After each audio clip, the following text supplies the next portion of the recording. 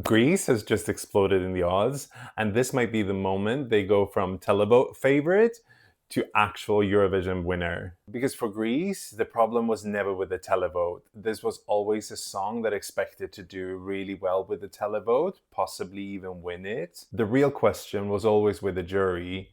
Like, is the jury gonna kill it by putting it too low so it's actually out of contention? But now, excitingly for Greece and Achilles fans across Europe, with the Eurojury results coming in, something really important has changed. The Eurojury is a mock jury that the fan has organized to kind of gauge how the juries will vote in Eurovision, but it's based on the national final performances or music videos. So it's not 100%, like it's not completely right, but it's not completely wrong either.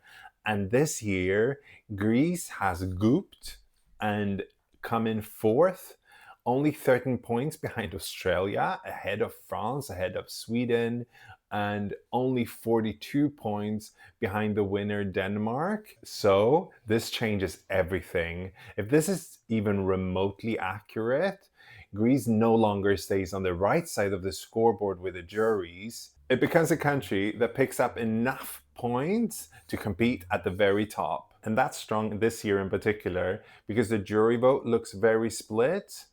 There are a lot of jury-friendly songs, which means the scores will be more spread out. And with the juries back in the semis, that only means that more songs that are jury-friendly will get through to the final, and the jury scores will be even more spread out. And that's actually why we've had more jury winners recently, because the jury points have been more concentrated. And that's all Greece really needs, because you don't need to win the jury to win Eurovision, despite the recent years. You only need to come fourth or fifth and then win the televote, which is very realistic for Greece. And that becomes a winning combination, especially if the televote lead is bigger than the jury winner's margin.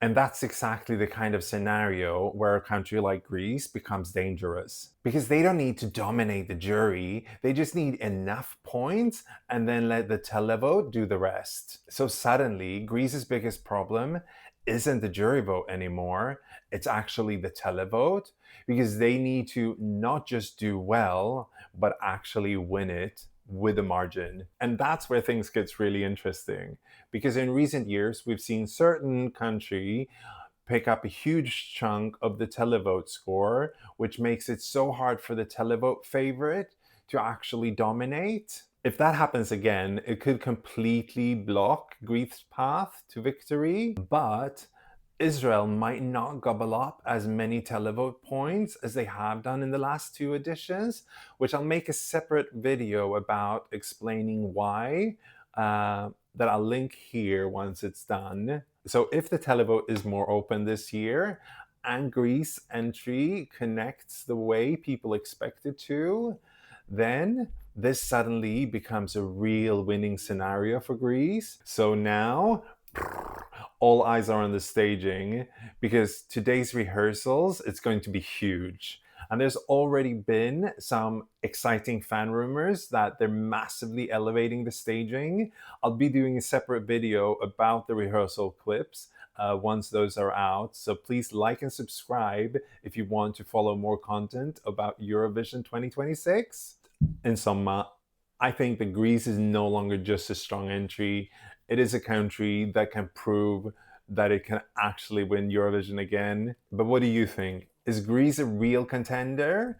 Or is the Eurojury actually very off? Let me know in the comments. And I hope to see you in another video soon. Bye.